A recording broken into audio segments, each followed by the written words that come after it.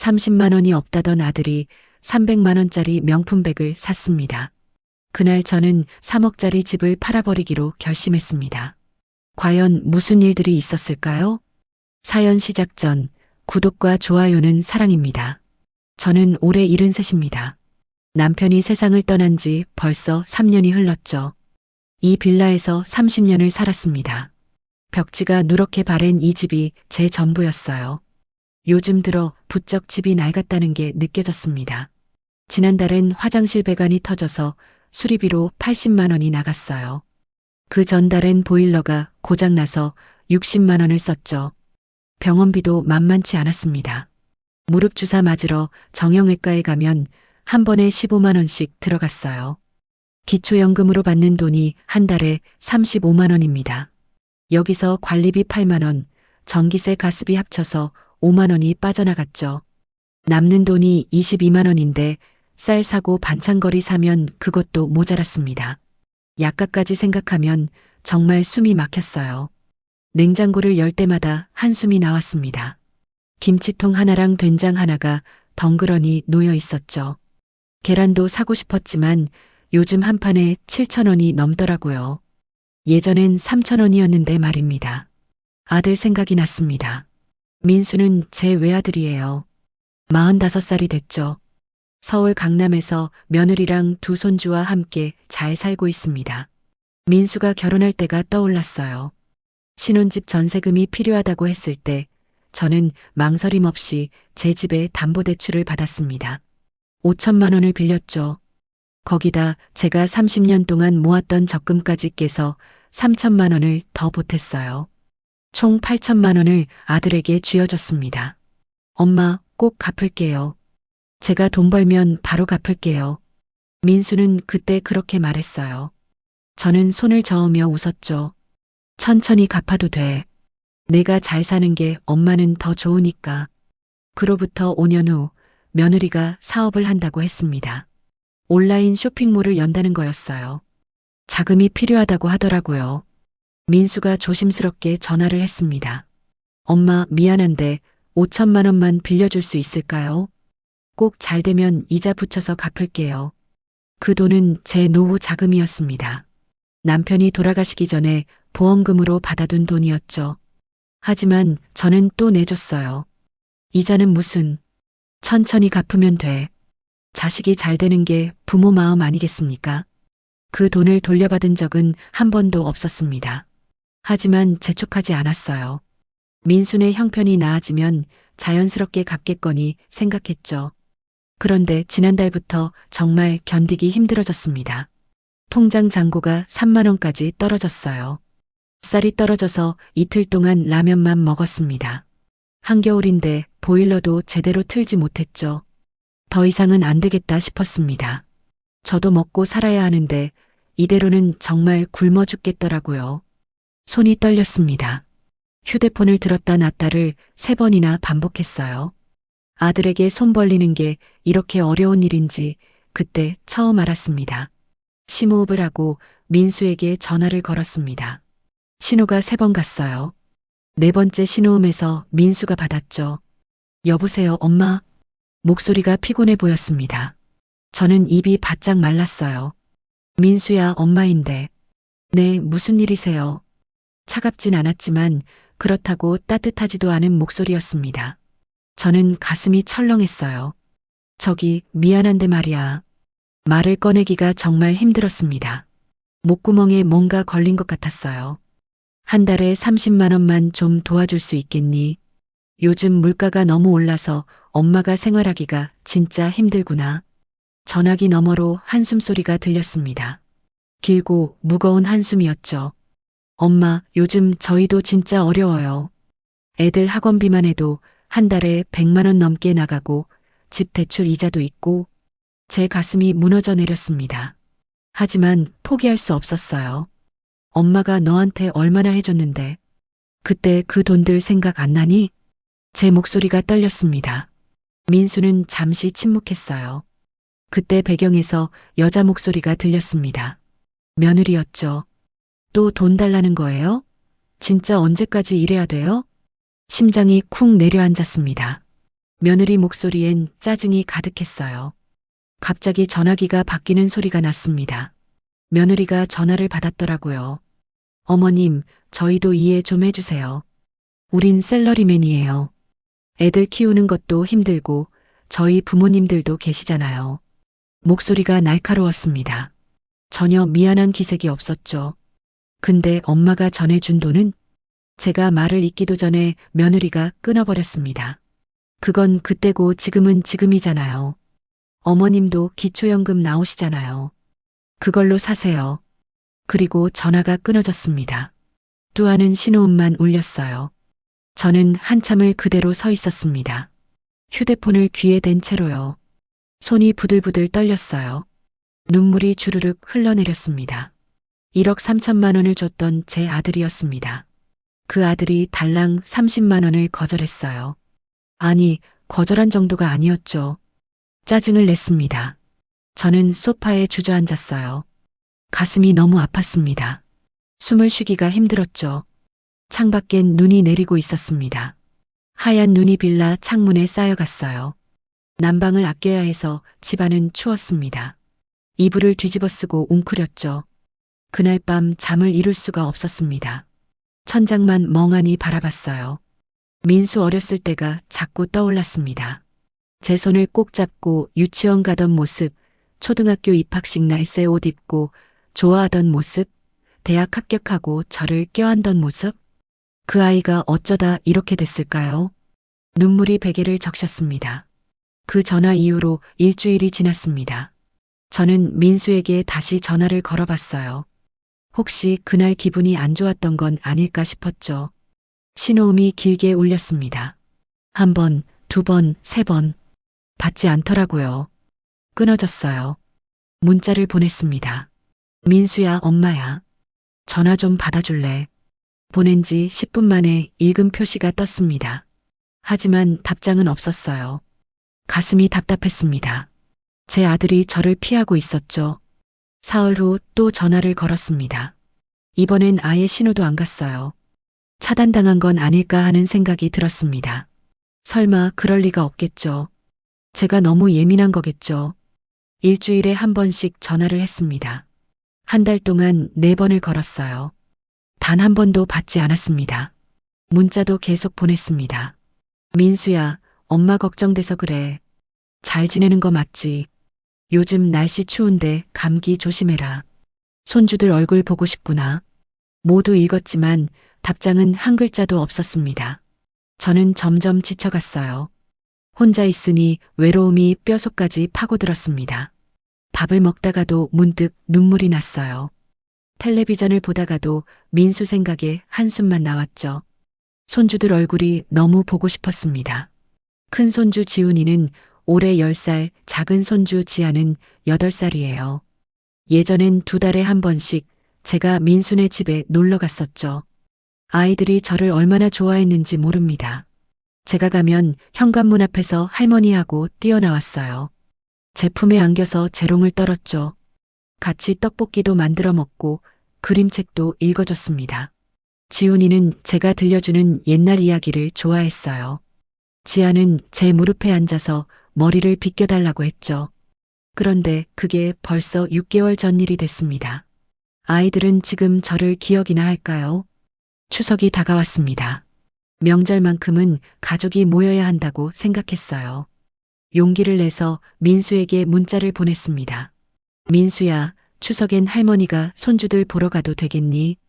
떡도 좀 만들어서 갖고 갈게. 이번엔 답장이 왔습니다. 1시간 뒤에요. 어머니, 저희 추석에 해외여행 가기로 했어요. 집에 없을 거예요. 여행이요. 30만 원도 없다던 사람들이 해외여행을 간다고 했습니다. 제 손이 부들부들 떨렸어요. 그래. 조심해서 다녀와라. 억지로 그렇게 답장을 보냈습니다. 더 이상 매달릴 수가 없었어요. 자존심이 상했습니다. 추석 당일이었습니다. 아파트 복도에서 명절 음식 냄새가 났어요.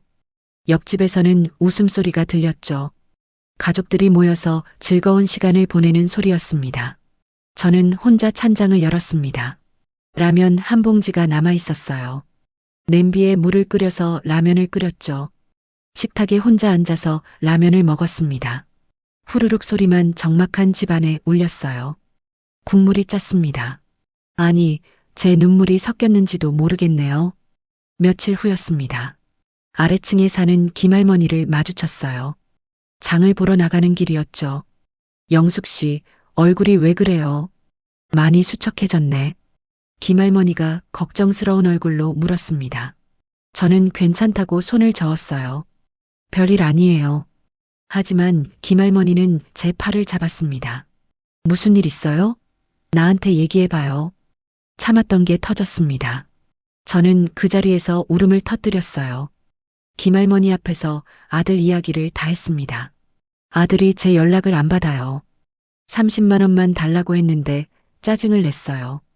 명절에도 못 보게 하고. 김할머니는 고개를 저었습니다. 그런데 제 예상과 다른 반응이 나왔어요. 영숙 씨가 뭔가 잘못한 게 있을 거예요. 자식이 그럴 리가 없잖아요. 혹시 며느리한테 잘못한 거 아니에요. 제 가슴에 대못이 박히는 것 같았습니다. 김할머니까지 저를 탓하더라고요. 전 아무것도 안 했는데요. 그래도 자식이 부모를 그렇게 대할 리가 없어요. 영숙 씨가 너무 자주 돈 달라고 한 거 아니에요. 더 이상 말하고 싶지 않았습니다. 저는 김할머니에게 인사만 하고 돌아왔어요. 집에 돌아와서 소파에 주저앉았습니다. 온 세상이 저를 나무라는 것 같았어요. 제가 뭘 잘못했을까요? 자식을 키우고 돈을 대주고 이제 늙어서 조금 도움을 청한 게 그렇게 큰 잘못인가요? 그날 밤 잠을 설쳤습니다. 천장을 보며 생각에 잠겼어요. 정말 제가 문제인 걸까요? 다음 날 아침이었습니다. 심심풀이로 휴대폰을 만지작거리고 있었어요. 문득 며느리 생각이 났습니다. 며느리 이름이 뭐였더라? 이수진이었죠. 결혼할 때 명함을 받았던 기억이 났어요. 혹시나 해서 인터넷에 이름을 검색해 봤습니다. 인스타그램 계정이 떴습니다. 프로필 사진에 며느리 얼굴이 보였어요. 저는 조심스럽게 클릭했습니다. 팔로우는 하지 않았습니다. 며느리가 알면 안 될 것 같았거든요. 그냥 구경만 했어요. 화면을 내리는데 눈이 휘둥그레졌습니다. 사진들이 주르륵 올라와 있었어요. 가장 최근 사진이었습니다. 며느리가 명품 가방을 들고 환하게 웃고 있었어요. 설명란에 이렇게 적혀 있었죠. 드디어 샀어요. 샤넬 클래식백. 평생 갖고 싶었던 가방. 샤넬이요. 그게 얼마짜리인지 저도 알고 있었습니다. 텔레비전에서 봤거든요. 300만 원이 넘는다고 하더라고요. 30만 원이 없다던 사람이 300만 원짜리 가방을 샀습니다. 제 머리가 하얗게 변하는 것 같았어요. 더 내렸습니다. 2주 전에 올라온 사진이 나왔어요. 제주도 바닷가였습니다. 민수와 며느리 그리고 손주들이 함께 찍은 가족 사진이었죠. 제주도 힐튼 호텔 너무 좋아요. 가족여행 최고. 해외여행 간다더니 제주도였습니다. 힐튼 호텔이라면 하루에 50만 원은 좋게 넘을 거예요. 손이 떨렸습니다. 하지만 멈출 수가 없었어요. 계속 사진을 내렸습니다. 오늘은 오마카세 데이트. 남편이랑 둘이서 고급 일식당 사진이었습니다. 민수와 며느리가 마주 앉아 웃고 있었어요. 오마카세는 1인당 20만 원은 기본이라고 들었습니다. 새 골프채 샀어요. 이번 주말에 필드 나가요. 골프채 사진도 있었습니다. 번쩍번쩍 빛나는 새 골프채였죠. 저는 휴대폰을 떨어뜨릴 뻔했습니다. 온몸에 힘이 쭉 빠졌어요. 제가 라면으로 명절을 보낼 때 민수네는 제주도에서 호텔 뷔페를 먹고 있었습니다. 제가 보일러를 아껴 쓰며 추위에 떨 때 며느리는 300만 원짜리 가방을 사고 있었어요. 가슴이 무너져 내렸습니다. 배신감이 온몸을 휘감았죠. 이게 제 자식이 맞나 싶었습니다. 저는 소파에 그대로 주저앉았습니다. 휴대폰을 꽉 움켜쥐고 한참을 울었어요.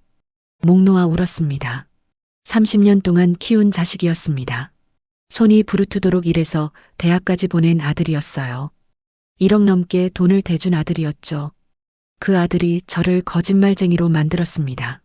돈이 없다고 했지만 사실은 있었어요. 다만 저한테 쓸 돈이 없었던 겁니다. 밤이 깊어갔습니다. 저는 침대에 누워서 천장을 바라봤어요. 민수 어렸을 때 사진들이 서랍 속에 있었습니다. 꺼내서 한 장 한 장 넘겼습니다. 백일 사진, 돌 사진, 입학식 사진. 웃고 있는 민수의 얼굴이 보였어요. 엄마 사랑해. 어렸을 때 민수가 자주 했던 말입니다. 그 아이는 지금 어디로 간 걸까요? 사진첩을 덮었습니다. 그리고 결심했어요. 이대로는 안 되겠다고. 그날 밤 잠을 한숨도 못 잤습니다. 며느리 인스타그램에서 본 사진들이 머릿속을 떠나지 않았어요. 아침 해가 떠올랐습니다. 저는 다시 휴대폰을 집어들었어요. 혹시 제가 잘못 본 건 아닐까 싶었죠. 며느리 계정을 다시 들어갔습니다. 사진들은 그대로 있었어요. 아니, 새로운 게시물이 하나 더 올라와 있었습니다. 새벽 2시에 올린 사진이었습니다. 고급 레스토랑에서 찍은 것 같았어요. 와인잔이 테이블 위에 놓여 있었죠. 친구들이랑 신노년 와인바. 오늘도 행복한 하루. 몇 시간 전에 올린 사진입니다. 며느리는 새벽까지 친구들과 술을 마시고 있었어요. 와인 한 병에 얼마나 할까요? 저는 계속 사진을 내렸습니다. 멈출 수가 없었어요. 마치 교통사고 현장을 지나치면서도 고개를 돌리지 못하는 것처럼요.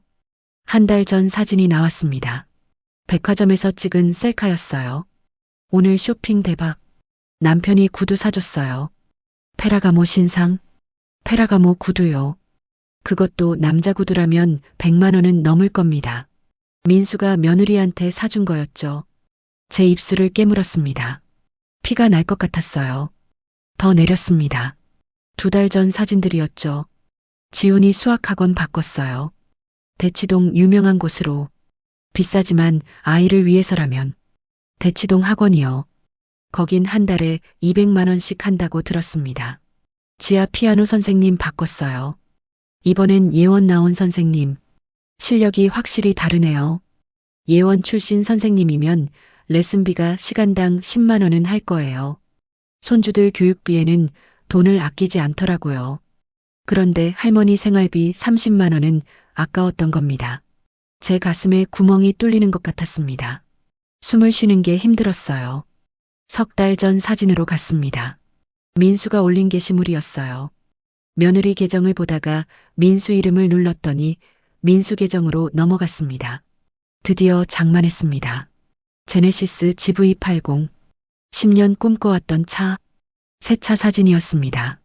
번쩍번쩍 빛나는 검은색 SUV였죠. 제네시스면 7천만 원은 좋게 넘을 겁니다. 민수는 새 차를 샀습니다. 제가 생활비를 달라고 하기 2달 전이었어요. 온몸이 떨렸습니다. 화가 나는 건지 슬픈 건지 분간이 안 됐어요. 두 감정이 뒤섞여서 제 몸을 짓눌렀습니다. 계속 과거 게시물을 뒤졌습니다. 6개월 전, 1년 전, 2년 전. 민수네 삶이 그곳에 다 담겨 있었어요. 일본 여행 사진이 있었습니다. 오사카 유니버설 스튜디오에서 찍은 가족 사진이었죠. 작년 여름방학 때였습니다. 가족여행 최고. 아이들이 너무 좋아해요. 그때 저는 민수에게 전화했었습니다. 에어컨이 고장나서 수리비가 필요했거든요. 50만 원만 빌려달라고 했어요. 엄마, 요즘 회사 사정이 안 좋아서 저도 빠듯해요. 민수는 그렇게 말했습니다. 그리고 일주일 후 일본으로 여행을 갔던 거죠. 저는 그의 여름을 에어컨 없이 보냈습니다. 선풍기 하나로 버텼어요. 밤에 너무 더워서 제대로 잠을 못 잤죠. 휴대폰을 내려놨습니다. 더 이상 볼 수가 없었어요. 심장이 터질 것 같았습니다. 거실벽에 걸린 가족 사진을 바라봤습니다. 민수네 식구들과 제가 함께 찍은 사진이었어요. 5년 전 민수 생일 때 찍은 겁니다. 사진 속에서 우린 모두 웃고 있었습니다. 민수는 제 어깨에 팔을 두르고 있었어요. 며느리도 환하게 웃었죠. 손주들은 제 양옆에서 V를 그렸습니다. 그때는 행복했습니다. 진짜 가족 같았어요. 언제부터 달라진 걸까요? 제가 돈이 떨어지고 나서부터였을까요? 아니면 처음부터 저는 그저 돈줄에 불과했던 걸까요? 30년이 주마등처럼 스쳐 지나갔습니다. 민수가 초등학생이었을 때가 떠올랐어요. 남편은 일찍 퇴근하지 못했습니다. 저는 낮에는 식당에서 일했고 저녁에는 편의점 야간 근무를 했어요. 민수를 위해서였습니다. 좋은 학원에 보내고 싶었거든요. 과외도 시켜주고 싶었죠. 밤 11시에 퇴근해서 집에 오면 민수는 자고 있었습니다. 저는 아들 얼굴을 쓰다듬으며 속으로 다짐했어요. 조금만 참아라. 엄마가 꼭 너 좋은 대학 보낼 거야. 중학생 때는 더 힘들었습니다. 민수가 명문 고등학교에 가고 싶다고 했어요. 특목고 준비를 해야 했습니다. 학원비가 한 달에 150만 원씩 나갔습니다. 남편 월급으로는 부족했어요. 저는 새벽 청소 일까지 시작했죠. 새벽 5시에 일어나서 오피스텔 청소를 했습니다. 10곳을 돌았어요.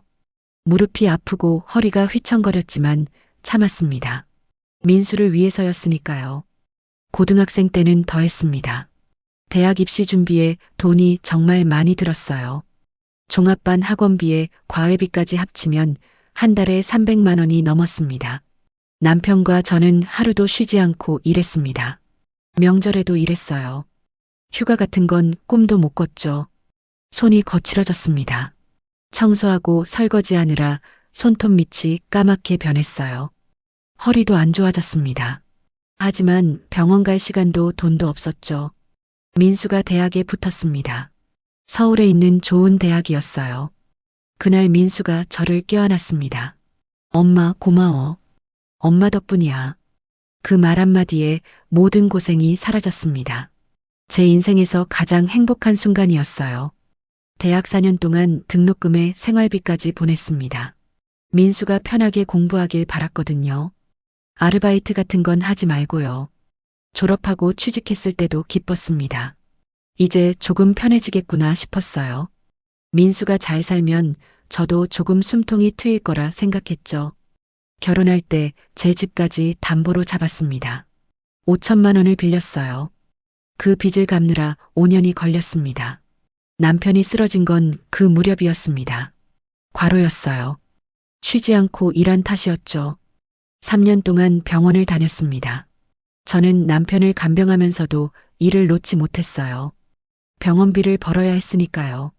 남편은 결국 돌아가셨습니다. 민수는 장례식에 왔습니다. 하루 만에 돌아갔어요. 회사 일이 바쁘다고 했죠. 저는 혼자 남았습니다. 빈집에서 남편 사진만 바라보며 울었어요. 그리고 3년이 흘렀습니다. 이제 저는 돈도 없고 건강도 없습니다. 남은 건 외로움뿐이었어요. 30만 원을 달라고 했을 뿐인데 아들은 저를 버렸습니다. 명품백과 골프채와 새 차가 저보다 소중했던 거죠. 창밖을 봤습니다. 해가 지고 있었어요. 석양이 붉게 물들었습니다. 저는 사진첩을 꺼냈습니다. 남편과 민수 그리고 저 셋이 함께 찍은 사진들이 가득했어요. 한 장 한 장 넘기며 눈물을 흘렸습니다. 행복했던 시절이 아득하게 느껴졌죠. 마지막 장을 덮었습니다. 그리고 결심했어요. 더 이상 이렇게 살 순 없다고. 짐처럼 매달릴 순 없다고. 제 인생은 제가 지켜야 한다고. 일어섰습니다. 서랍에서 공인중개사 명함을 꺼냈어요. 3년 전 이사 올 때 받아둔 거였습니다. 내일 아침 전화를 걸기로 했습니다. 이 집을 팔 거예요. 제 마지막 자존심을 지킬 겁니다. 아침 9시였습니다. 저는 명함을 꺼내들고 전화를 걸었어요. 손이 떨렸지만 목소리는 차분하게 유지했습니다. 여보세요, 김 실장님이신가요? 3년 전에 이사할 때 도와주셨던 분이시죠? 아, 네. 무슨 일이세요? 집을 팔려고 합니다. 시세가 어떻게 되나요? 김 실장은 잠시 놀란 듯 했습니다. 하지만 곧 침착하게 대답했어요. 요즘 이 동네 시세가 많이 올랐습니다. 한번 나가서 확인해 볼게요. 1시간 후 김 실장이 집에 왔습니다. 집안을 꼼꼼히 살펴봤어요. 베란다도 보고 화장실도 확인했죠. 관리가 잘 되어 있네요. 3억 5천에 내놓으면 금방 팔릴 겁니다. 3억 5천만 원이요. 30년 전에 산 가격의 3배였습니다. 제 가슴이 두근거렸어요. 그럼 매물로 올려주세요. 지금 바로요? 확실하신 거죠? 저는 고개를 끄덕였습니다. 확실했어요. 김 실장은 그날 오후에 바로 매물을 올렸습니다. 인터넷 부동산 사이트에 사진을 찍어서 게재했어요. 이틀 후였습니다. 벌써 전화가 오기 시작했죠. 집 보러 가도 될까요? 첫 번째 손님이 왔습니다. 30대 부부였어요. 집안을 둘러보더니 고개를 끄덕였습니다. 마음에 드는데요. 근데 가격이 좀 깎으려는 거였습니다.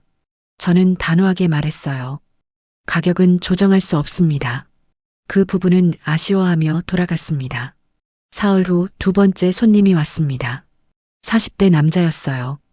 투자 목적이라고 했습니다. 3억 2천에 하시죠. 역시 깎으려고 했습니다. 저는 거절했어요. 일주일이 지났습니다. 그동안 5팀이 다녀갔어요. 모두 가격을 깎으려 했죠. 저는 한 번도 흔들리지 않았습니다. 김 실장이 전화했습니다. 사모님, 조금 낮춰야 할 것 같아요. 안 그러면 시간이 오래 걸립니다. 괜찮습니다. 기다릴게요. 저는 급하지 않았습니다. 제대로 된 가격을 받을 거였어요. 열흘째 되던 날이었습니다. 김 실장에게서 전화가 왔어요. 사모님, 급매로 찾던 분이 계십니다. 3억 5천 현금으로 바로 계약하시겠대요. 제 심장이 뛰었습니다. 알겠습니다. 만나보죠. 다음 날 계약했습니다. 50대 부부였어요. 아들 결혼 때문에 급하게 집을 구한다고 했습니다. 계약금으로 3천만 원을 받았습니다. 한 달 후 잔금을 치르기로 했어요. 계약서에 도장을 찍었습니다. 그 순간 제 30년이 끝나는 것 같았죠. 복잡한 감정이 밀려왔습니다. 하지만 후회는 없었습니다. 일주일 후부터 이사 준비를 시작했습니다. 짐이 별로 없었어요. 30년 동안 모은 물건들이지만 막상 정리하니 얼마 되지 않았죠. 옷가지 몇 벌, 그릇 몇 개, 이불 한두 채. 그게 다였습니다. 가구는 가져가지 않기로 했습니다. 새 집엔 필요 없을 것 같았거든요. 부동산을 다시 돌아다녔습니다. 이번엔 전세로 살 집을 구하러요. 세 군데를 봤습니다. 첫 번째는 너무 좁았어요. 두 번째는 채광이 안 좋았죠. 세 번째 집이 마음에 들었습니다. 원룸 오피스텔이었어요. 15평 정도 됐습니다. 깨끗하고 햇빛도 잘 들었습니다. 새로 지은 건물이라 시설도 좋았어요. 전세 보증금이 1억 2천만 원입니다. 적당했습니다. 저는 바로 계약했어요. 잔금일이 다가왔습니다. 은행에서 돈을 받았어요. 3억 5천만 원에서 중개 수수료를 빼니 3억 4천5백만 원이 남았습니다. 오피스텔 전세금 1억 2천을 냈습니다. 남은 돈이 2억 2천5백만 원이었어요. 은행에 정기예금을 들었습니다. 1년 만기로요. 금리가 연 4.5%였습니다. 계산해보니 이자가 한 달에 약 84만 원 나왔어요. 기초연금 35만 원까지 합치면 한 달에 119만 원입니다. 충분했습니다. 이제 굶지 않아도 됐어요. 이사하는 날이었습니다. 이사 짐센터를 부르지 않았습니다. 택시로 2번만 왕복하면 됐거든요. 마지막으로 집을 둘러봤습니다. 30년을 살았던 곳이었죠. 거실 창문 앞에서 민수를 안고 노을을 보던 기억이 났습니다. 주방에서 남편이 좋아하던 된장찌개를 끓이던 모습도 떠올랐어요. 눈물이 났습니다. 하지만 참았습니다. 문을 닫았습니다. 열쇠를 새 주인에게 넘겼어요. 택시를 타고 오피스텔로 향했습니다. 20분 거리였습니다. 새 집은 작았지만 아늑했습니다. 햇빛이 가득 들어왔어요. 혼자 살기엔 딱 좋았죠. 짐을 풀었습니다. 옷장에 옷을 걸고 부엌에 그릇을 정리했어요. 모든 게 끝났습니다. 저는 소파에 앉아서 휴대폰을 꺼냈습니다. 민수 전화번호를 눌렀어요. 전화를 거는 게 아니었습니다. 문자를 보낼 거였죠. 손가락이 떨렸습니다. 하지만 차분하게 글자를 눌렀어요. 집 정리했다. 이제 연락하지 마라. 전송 버튼을 눌렀습니다. 문자가 날아갔어요. 가슴이 두근거렸습니다. 후련하기도 하고 슬프기도 했습니다. 5분이 지났습니다. 민수에게서 전화가 왔어요. 받지 않았습니다. 또 걸려왔습니다. 또 끊었죠. 10분 만에 20통의 부재중 전화가 쌓였습니다. 문자도 여러 개 왔어요. 엄마 무슨 소리야? 집 정리했다는 게 무슨 말이야? 전화 좀 받아. 읽었지만 답장하지 않았습니다. 더 이상 할 말이 없었어요. 핸드폰을 무음으로 돌렸습니다. 창밖을 바라봤죠. 저녁 노을이 지고 있었습니다. 붉게 물든 하늘이 아름다웠어요. 30년 만에 처음으로 제 선택을 했습니다. 누구를 위한 게 아니라 저를 위한 선택이었어요. 해방감이 밀려왔습니다. 동시에 쓸쓸함도 느껴졌죠. 하지만 후회는 없었습니다. 이게 맞다고 생각했어요. 냉장고를 열었습니다. 어제 장을 받았던 음식들이 가득했어요. 계란도 있고 고기도 있었습니다. 채소도 신선했죠. 오랜만에 제대로 된 저녁을 먹을 수 있을 것 같았습니다. 김치찌개를 끓였습니다. 고기도 넣고 두부도 넣었어요. 뚝배기에서 보글보글 끓는 소리가 정겨웠습니다. 밥을 푸고 찌개를 떠먹었습니다. 따뜻했어요. 맛있었죠. 혼자 먹는 밥이었지만 외롭지 않았습니다. 오히려 편안했어요. 저녁을 다 먹고 설거지를 했습니다. 그릇을 닦으며 생각했어요. 이제 새로운 삶이 시작되는 거라고. 73년을 살았지만 진짜 제 인생은 지금부터라고. 창밖으로 밤하늘이 보였습니다. 별이 반짝이고 있었어요. 저는 그 별을 바라보며 속으로 다짐했습니다. 이제 누구한테도 기대지 않겠다고. 제 다리로 서서 제 인생을 살겠다고. 민수에게 미안한 마음은 없었습니다. 제가 잘못한 게 아니니까요. 30만 원도 아까워하던 아들이 3억 집을 바랄 자격은 없습니다. 휴대폰을 다시 봤습니다. 부재중 전화가 35통까지 늘어나 있었어요. 미소가 지어졌습니다. 이제야 연락하네요. 돈이 걸려 있으니까 다급해진 겁니다. 휴대폰을 서랍에 넣었습니다. 내일 아침에 다시 보기로 했어요. 침대에 누웠습니다. 새 이불이 포근했습니다. 눈을 감았습니다. 오랜만에 편안한 잠이 올 것 같았어요. 제 선택이 옳았다고 믿었습니다. 아침 햇살에 눈을 떴습니다. 오랜만에 푹 잔 것 같았어요. 시계를 보니 8시였습니다. 일어나서 커튼을 걷었습니다. 창밖으로 아침 풍경이 펼쳐졌어요. 새 집에서 맞는 첫 아침이었죠. 커피를 내렸습니다. 향기가 집안에 퍼졌어요. 식탁에 앉아서 천천히 마셨습니다. 그때 초인종이 울렸습니다. 딩동, 딩동. 누구지? 이 집 주소를 아는 사람은 아무도 없는데요. 다시 울렸습니다. 이번엔 더 급하게 눌렀어요. 누구세요? 인터폰으로 물었습니다. 엄마, 나야. 문 열어줘. 민수 목소리였습니다. 제 심장이 철렁 내려앉았어요. 어떻게 알았을까요? 주소를 말한 적도 없는데. 어떻게 여길 알았니? 부동산에 물어봤어. 제발 문 좀 열어줘. 저는 한숨을 쉬었습니다. 피할 수 없겠구나 싶었어요. 문을 열었습니다. 민수가 서 있었어요. 며느리도 옆에 있었죠. 민수 얼굴은 창백했습니다. 밤새 한숨도 못 잔 것 같았어요. 며느리는 화가 난 표정이었습니다. 들어와. 저는 차갑게 말했습니다. 두 사람이 집 안으로 들어왔어요. 거실을 둘러보던 민수가 입을 열었습니다. 엄마, 정신이 있으세요? 그 집은 제가 물려받을 집이잖아요. 목소리가 떨렸습니다. 분노인지 당황인지 알 수 없었어요. 저는 소파에 앉았습니다. 다리에 힘이 풀렸거든요. 물려받을 집이라고? 내 집이었니? 그럼 당연히 제 거 아니에요? 엄마가 돌아가시면 저한테 오는 거잖아요. 민수가 소리쳤습니다. 제 가슴이 철렁했어요. 그래. 내가 죽으면 내 거겠지. 근데 난 아직 안 죽었어. 그게 무슨 말씀이세요? 엄마, 왜 갑자기 그 집을 팔았어요? 저한테 한마디 상의도 없이. 상의요. 웃기는 소리였습니다. 30만 원 달라고 할 땐 상의 안 해도 되더니 3억짜리 집은 상의가 필요하구나. 제 목소리가 차갑게 나왔습니다. 민수가 입을 다물었어요. 며느리가 나섰습니다. 팔짱을 끼고 저를 노려봤어요. 어머님, 그렇게 나오시는 거예요? 저희 애들 생각은 안 하세요? 할머니가 이러시면 애들이 얼마나 상처받겠어요. 애들 타령이었습니다. 제 손주들을 방패막이로 쓰더라고요. 손주들 생각은 내가 하니 6개월 동안 한 번도 못 보게 하면서 그건 며느리가 말을 잇지 못했습니다. 저는 일어섰습니다. 며느리를 똑바로 쳐다봤어요. 내 인스타그램 구경 잘했다.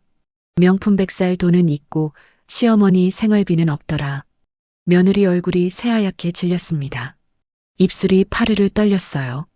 그건 제주도 호텔도 좋았겠다. 오마카세도 맛있었고 골프채는 마음에 들었니? 새 차는 잘 타고 다니고 제가 하나하나 말할 때마다 며느리는 뒤로 물러섰습니다. 민수가 며느리를 돌아봤습니다. 눈빛이 차가워졌어요. 당신이 그랬어. 돈 없다고 한 게. 며느리가 변명했습니다. 여보, 그게 아니라. 뭐가 아니야. 엄마한테 거짓말한 거잖아. 부부가 서로를 보며 말다툼을 시작했습니다. 저는 그 모습을 지켜봤어요. 민수가 다시 저를 봤습니다. 무릎을 꿇었어요. 엄마, 미안해. 제가 잘못했어요. 다시 생각해줘. 그 집 다시 사면 안 돼요. 눈물이 그렁그렁했습니다. 하지만 저는 흔들리지 않았어요. 이미 팔렸어. 새 주인이 들어갔고, 그럼 다른 집이라도 사요. 제가 돈 보탤게요. 제발 그 돈 다 쓰지 마세요. 제 돈을 쓰지 말라고요. 정말 기가 막혔습니다. 내 돈 내 맘대로 못 쓰니. 엄마, 그 돈은 저희한테도 필요해요. 애들 교육비도 있고 집 대출도 갚아야 하고. 민수가 울먹였습니다. 제 가슴 한편이 아팠어요. 하지만 참았습니다. 너한테 1억 3천 줬을 때 생각나니? 그땐 언제 갚는다고 했지. 그건 제가 형편이 안 돼서. 형편이 안 됐어. 근데 새 차는 샀고 명품은 샀고 여행은 다녔구나. 민수가 고개를 숙였습니다. 할 말이 없는 거였죠. 며느리가 다시 끼어들었습니다. 이번엔 울음을 터뜨렸어요. 어머님, 저희가 잘못했어요. 근데 그렇다고 이러시면 어떡해요. 저희도 살아야죠. 눈물이 주르륵 흘렀습니다. 하지만 제 눈엔 거짓으로 보였어요. 너희가 사는 것처럼 나도 살아야지. 라면 먹으며 사는 게 사는 건 아니야. 저희가 앞으로 잘할게요. 매달 용돈도 드릴게요. 그러니까 제발. 며느리가 애원했습니다.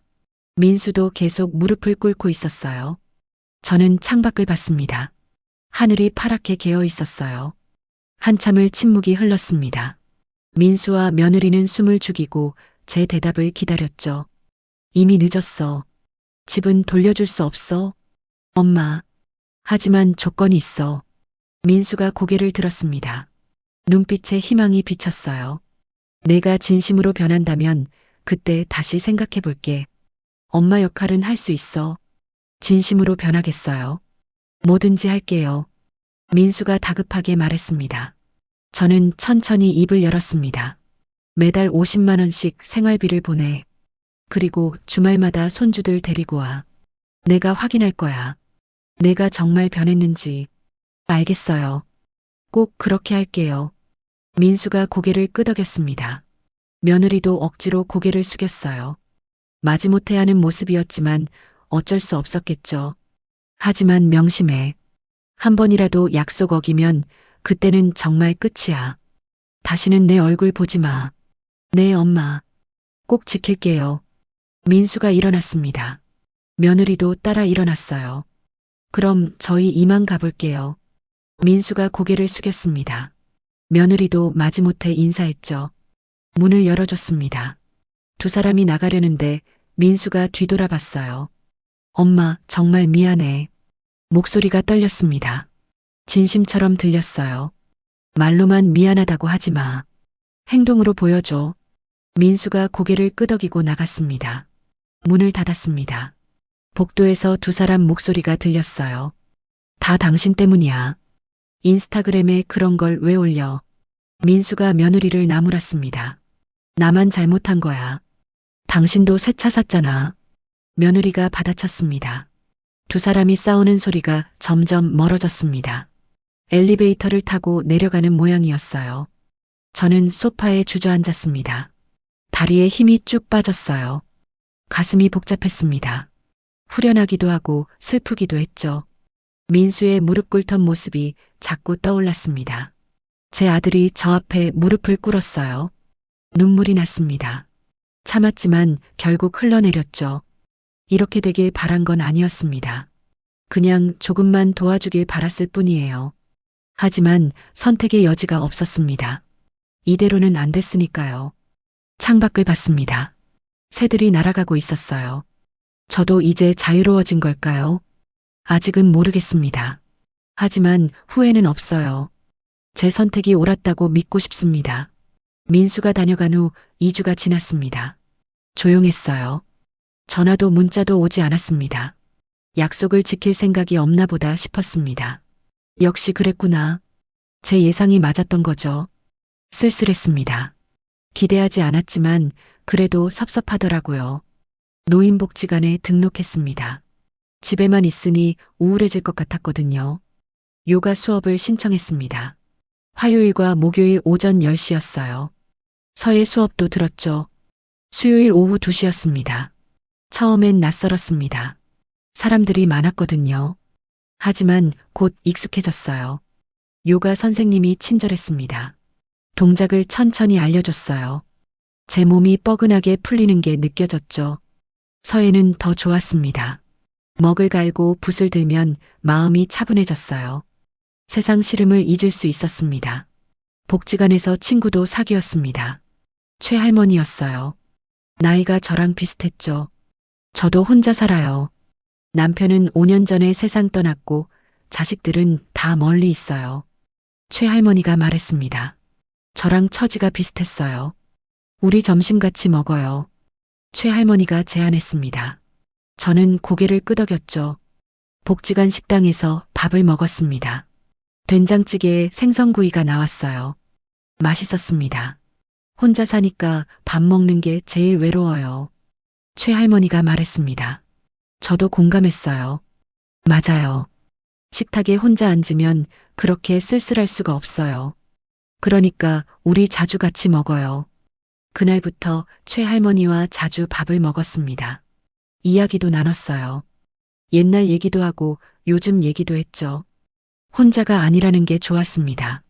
누군가와 함께하는 시간이 소중했어요. 어느 날 아침이었습니다. 복지관에 가려고 준비하고 있었어요. 초인종이 울렸습니다. 딩동. 또 민수인가 싶었습니다.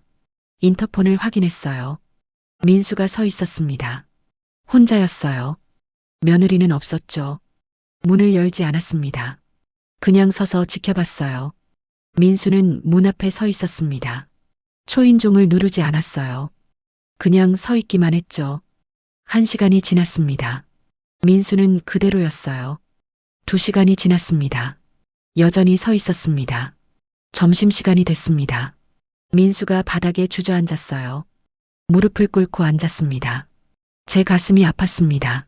하지만 참았어요. 3시간이 지났습니다. 민수는 움직이지 않았습니다. 더 이상 견딜 수가 없었습니다. 문을 열었어요. 민수가 고개를 들었습니다. 눈이 충혈돼 있었어요. 울었던 모양이었죠. 뭐 하는 거니? 제 목소리가 떨렸습니다. 엄마, 제발 한 번만 기회를 주세요. 민수가 무릎을 꿇은 채 말했습니다. 들어와. 저는 돌아섰습니다. 민수가 뒤따라 들어왔어요. 거실 소파에 앉았습니다. 민수는 제 맞은편에 앉았죠. 한참을 침묵이 흘렀습니다. 저는 먼저 말하지 않았어요. 민수가 입을 열었습니다. 엄마, 제가 정말 짐승만도 못한 놈이었어요. 목소리가 떨렸습니다. 수진이랑 크게 싸웠어요. 지난 2주 동안 매일 싸웠어요. 그래서 제가 뭘 잘못했는지 알았어요. 엄마를 돈줄로만 생각했어요. 사람으로 본 게 아니라. 민수가 눈물을 흘렸습니다. 어른이 된 아들이 제 앞에서 우는 모습을 보니 가슴이 먹먹했어요. 엄마가 얼마나 힘들었을지 생각해 봤어요.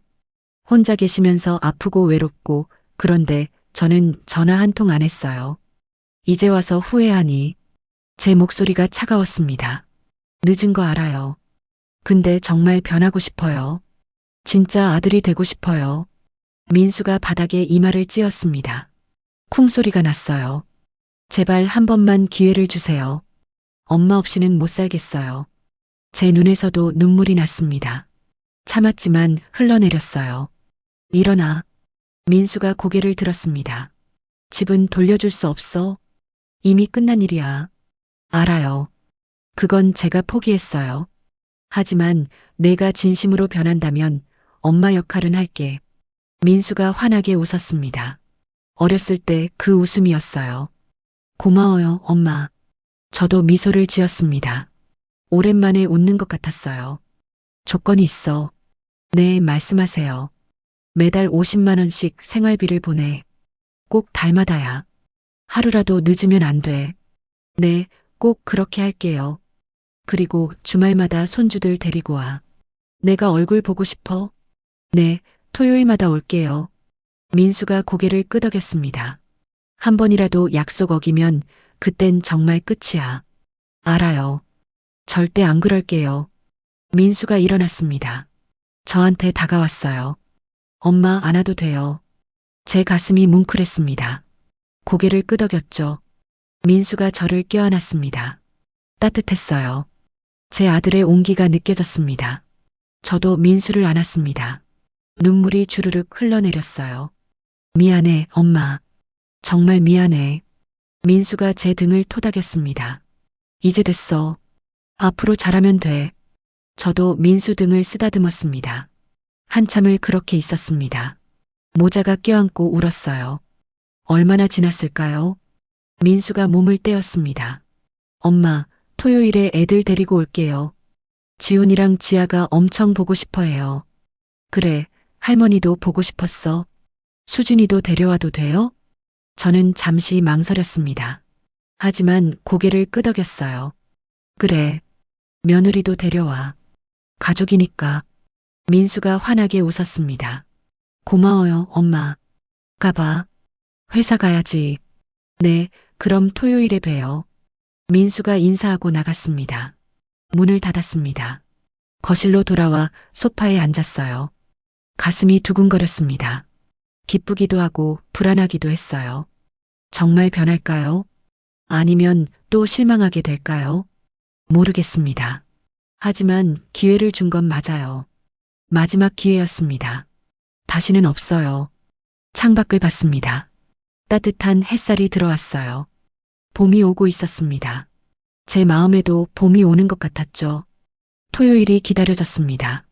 손주들 얼굴을 볼 생각에 설렜어요. 지훈이는 얼마나 컸을까요?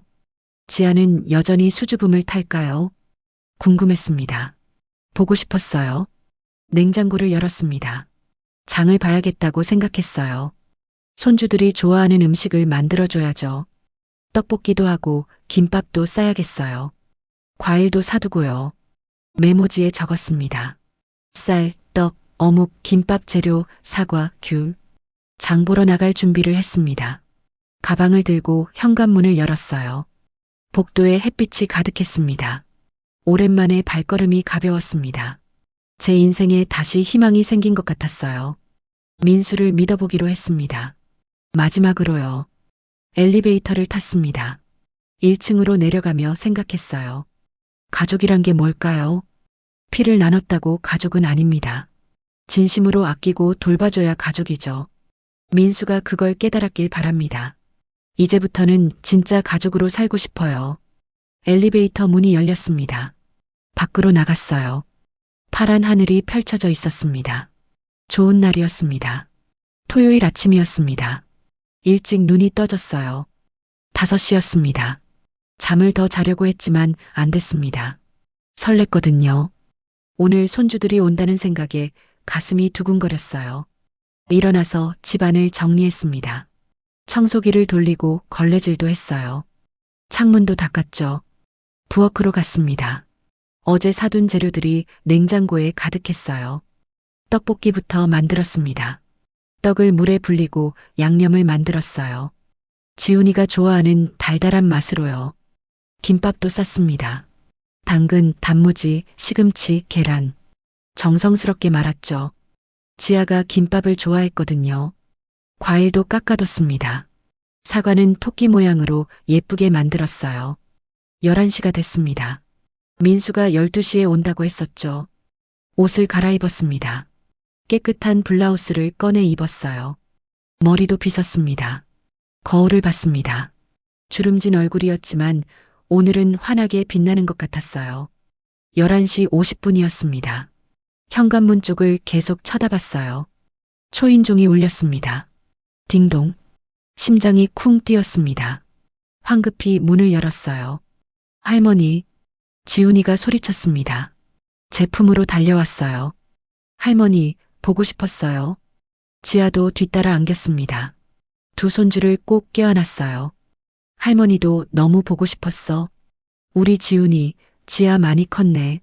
눈물이 났습니다. 행복한 눈물이었어요.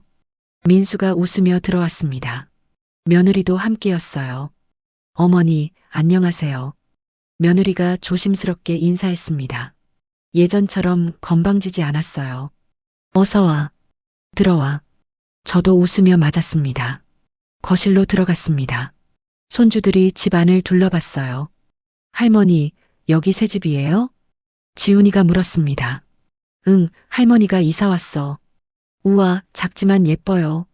지아가 신발을 벗으며 말했습니다. 식탁에 음식을 차렸습니다. 떡볶이, 김밥, 과일이 가득했어요. 우와, 떡볶이다. 지훈이가 환호했습니다. 할머니가 만든 거야. 많이 먹어. 손주들이 맛있게 먹는 모습을 봤습니다. 행복했어요. 이런 게 행복이구나 싶었죠. 민수가 봉투를 꺼냈습니다. 어머니, 이거 생활비예요. 50만 원이 들어 있었습니다. 약속을 지킨 거였어요. 고맙다. 저는 받았습니다. 거절하지 않았어요. 이게 민수의 책임이니까요. 며느리가 작은 상자를 내밀었습니다. 어머니, 이거 드세요. 홍삼이에요. 괜찮은데. 아니에요. 건강하셔야죠. 며느리 표정이 진심 같았습니다. 예전과 달랐어요. 점심을 먹고 손주들과 놀았습니다. 지훈이는 로봇 이야기를 했어요. 지아는 학교에서 있었던 일을 말했죠. 할머니, 저 피아노 배워요. 다음에 와서 쳐드릴게요. 지아가 신나게 말했습니다. 그래, 할머니가 들을게. 오후 3시쯤이었습니다. 민수가 일어났어요. 어머니, 저희 이만 가볼게요. 다음 주에 또 올게요. 그래, 조심해서 가. 손주들이 아쉬워했습니다. 할머니, 다음 주에 또 와도 돼요? 그럼 언제든지 와. 현관에서 손을 흔들어 배웅했습니다. 엘리베이터를 타는 모습이 보였어요. 문을 닫았습니다. 집안이 조용해졌죠. 하지만 외롭지 않았습니다. 따뜻함이 남아 있었거든요. 식탁을 치웠습니다. 설거지를 하며 웃음이 났어요. 그날 이후 민수는 약속을 지켰습니다. 매주 토요일마다 왔어요. 한 번도 빠지지 않았죠. 생활비도 꼬박꼬박 보냈습니다. 매달 1일이면 어김없이 입금됐어요. 며느리도 달라졌습니다. 반찬을 만들어 가져왔어요. 병원 갈 때도 차를 태워줬죠. 어머니, 정형외과 가신다고요. 제가 모셔다 드릴게요. 괜찮아. 혼자 갈 수 있어. 아니에요. 같이 가요. 며느리가 제 팔을 잡았습니다. 따뜻한 손이었어요. 병원에 함께 갔습니다. 진료실 앞에서 기다리며 며느리가 말했어요. 어머니, 그동안 정말 죄송했어요. 이제 됐어. 지난 일이야. 아니에요. 제가 너무 철없었어요. 어머니가 얼마나 힘드셨을지 생각도 안 했어요. 며느리 눈에 눈물이 맺혔습니다. 이제라도 알았으면 됐어. 저는 며느리 손을 잡았습니다. 6개월이 지났습니다. 저는 노인복지관에서 활기차게 지냈어요. 요가도 하고 서예도 배웠습니다. 최할머니와는 단짝이 됐습니다.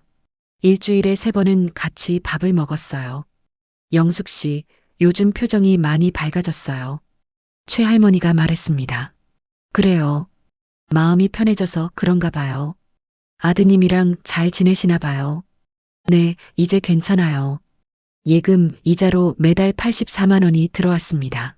민수가 보내는 50만 원까지 합치면 134만 원이었어요. 기초연금 35만 원까지 더하니 169만 원이었죠. 충분했습니다. 여유롭게 살 수 있었어요. 지난달엔 최할머니랑 경주 여행도 다녀왔습니다. 1박 2일이었어요. 불국사도 가고 첨성대도 봤죠.